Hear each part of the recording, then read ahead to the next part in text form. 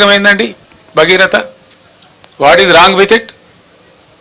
అద్భుతంగా నడిపినమే 5 ఏళ్ళు 6 ఏళ్ళు బ్రహ్మాండంగా ప్రతి ఇంటికి నల్లతో నీళ్ళు వచ్చినాయే రాలేదా? మళ్ళీ ఇవాళ ఎందుకు ఆనాడు ఒక బిందె కనిపించిందా?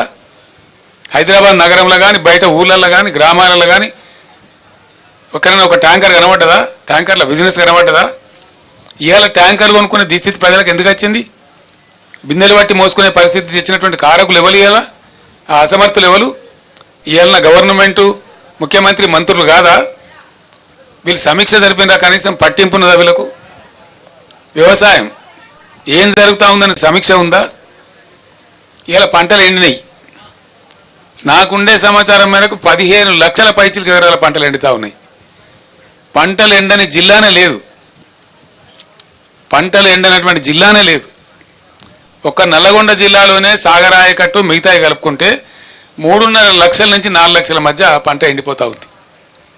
అన్ని నియోజకవర్గాలు ఎండుతూ ఉన్నాయి. ఆలేరు నియోజకవర్గంలో ఎండుతూ ఉంది, భువనగిరిలో ఎండుతూ ఉంది, తుంగతుర్తిలో ఒక 25,000 ఎకరాలు. ఈరోజు రైతులు చెప్పినారు, వాళ్ళు చెప్పిన లెక్క నాకు నేను కళ్ళతో చూసిన లెక్క.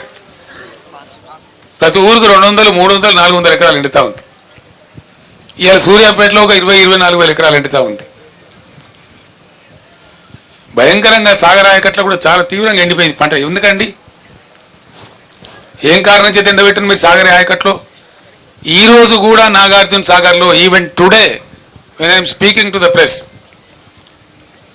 ఎండిడిఎల్ కంటే అబోవ్గా 7 TMC వాటర్ ఉంది. ఎండిడిఎల్ కింద కూడా మనం వాడుకోగలిగిన మరో 7 TMCల వాటర్ ఉంది. 14-15 TMCల వాటరు ఇప్పుడు కూడా సాగర్లో వాడుకోగలిగే పరిస్థితి ఉంది.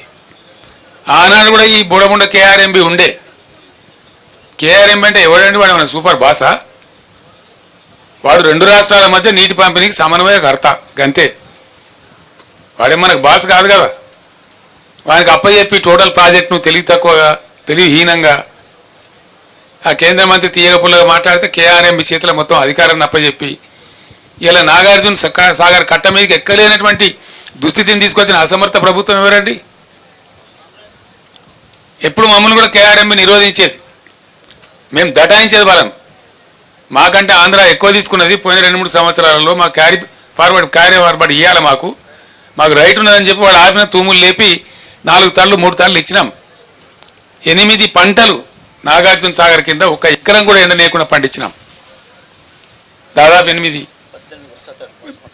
18 పంటలు కొన్ని వరుసతలతోని దాదాపు 8 సంవత్సరాల పాటు ఎండనీయలే, 1 ఎకరం కూడా ఎండనీయలే.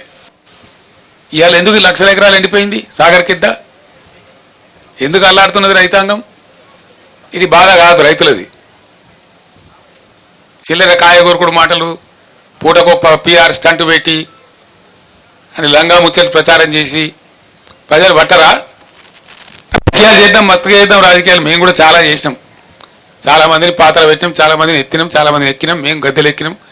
10 సంవత్సరాలు మేము కూడా పరిపాలన చేసినాం. అదంతా పెద్ద గొప్ప విషయం కాదు. అధికారం వస్తూ ఉంటుంది, పోతూ ఉంటుంది, నథింగ్ గ్రేట్ అబౌట్ ఇట్. కానీ ప్రజలు ఎక్కడ పోవాలా? నీ రాజకీయం నా రాజకీయం అంతా ప్రజలు కదా, ముఖ్యంగా రైతాంగం కదా, గ్రామాలు కదా. పట్టుగొమ్మల్లాగా ఉన్న పల్లెసీమలలో ఎలా బోరు బండ్ల హోరు వినిపిస్తూ ఉన్నది. బంద్ అయినాయి బోరు బండ్లు. గత 8 ఏళ్ళుగా బోరు బండి కనవల్లే, అడ్రస్ లేకుండే. కరెంటు వైండింగ్ మోటార్లు మళ్ళీ అద్భుతంగా రోజుకు 20-30 మోటార్లు వైండింగ్ చేస్తూ ఉన్నాయి.